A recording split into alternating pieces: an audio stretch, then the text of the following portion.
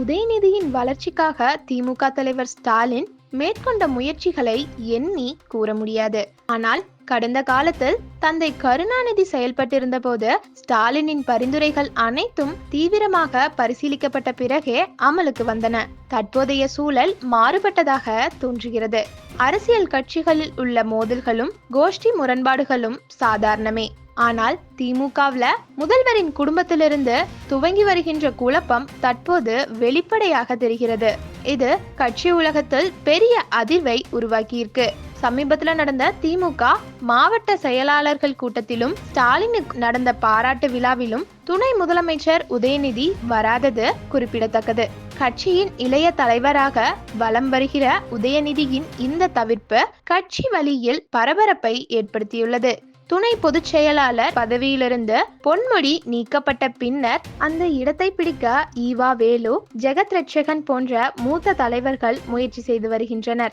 அதே நேரத்துல உதயநிதியை அந்த பதவிக்கு கொண்டு வர வேண்டும் என அவரது ஆதரவாளர்கள் மட்டுமல்ல, முதல்வரின் குடும்பத்தினரிலும் சிலர் விருப்பம் தெரிவித்துள்ளனர். ஆனால் முதல்வர் இதற்கு ஒப்புதலை வழங்கவில்லை. அதேபோல் கட்சியின் அமைப்பில் சில மாற்றங்களை செய்ய வேண்டிய உதயநிதியின் கோரிக்கைகளும் முதல்வரால் ஏற்கப்படவில்லை. இதுதான் அவர்களுக்கிடையே சிறிய அளவிலான மோதலை உருவாக்கியுள்ளதாக தெரிகிறது.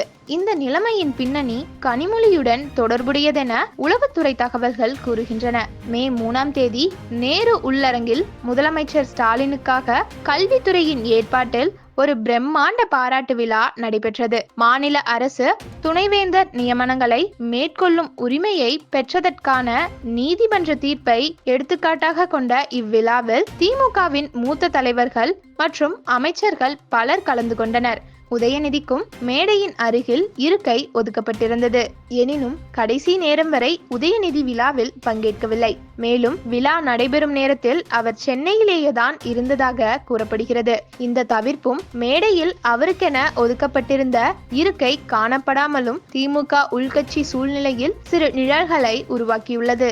இதற்கு பின்புலமாக மாவட்ட கழகங்களை பிரிப்பது தொடர்பான விவகாரம் குறிப்பிடப்படுகிறது. அதிக தொகுதிகள் கொண்ட மாவட்ட கழகங்கள் 2 பகுதிகளாக பிரிக்க வேண்டும் என்ற நிலைப்பாட்டை உதயநிதி வலியுறுத்தினார். இதன் மூலம் தனது ஆதரவாளர்களுக்கு மாவட்ட செயலாளர் பதவிகள் வழங்கும் நோக்கமும் இருந்ததாக தெரிகிறது. ஆனால் ஸ்டாலின் இந்த முன்முயற்சியை ஏற்காததால் உதயநிதி வருத்தத்தில் உள்ளார் என தகவல்கள் கூறுகின்றன. தான் வைக்கும் யோசனைகளை கட்சி தலைமை அல்லது மூத்தோர் எந்த வகையிலும் ஏற்கவில்லை.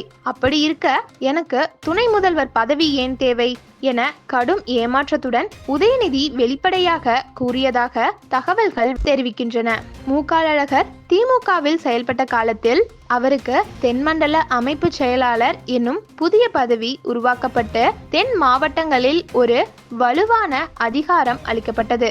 அதே போன்று கனிமொழிக்கும் தனிப்பட்ட ஆதரவாளர் வட்டம் இருப்பதுடன் தென் மாவட்டங்களை தனது நேரடி கட்டுப்பாட்டில் கொண்டுவர படிப்படியாக முயற்சித்து வருவதாக கூறப்படுகிறது. கனிமொழி நாடாளுமன்ற அரசியலை விட்டு மாநில அரசியலில் களம் காண விரும்புவதாகவும் அவரது ஆதரவாளர்கள் தெரிவிக்கின்றனர்.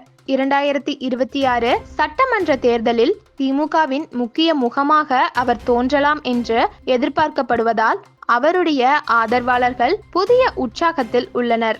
இதற்கான ஆரம்ப கட்டமாக பொன்முடி விவகாரத்தில் கனிமொழி எடுத்த நடவடிக்கையை எடுத்துக்கொள்ளலாம். பொன்முடியை கலற்றிய பின்னர் அவரது சக்தியை வெளிப்படுத்த முயற்சியிடும் உதயநிதிக்கு அந்த முயற்சி ஏமாற்றமாக மாறியது. மேலும் இதேபோல் செய்திகளுக்கு எங்கள் சேனலை சப்ஸ்கிரைப் செய்து மற்றும் பதிவிடப்பட்டுள்ள வீடியோக்களை பார்க்குமாறு கேட்டுக்கொள்கிறோம். நன்றி. இது சதுரங்க மீடியா வழங்கிய சதுரங்க அரசியல்.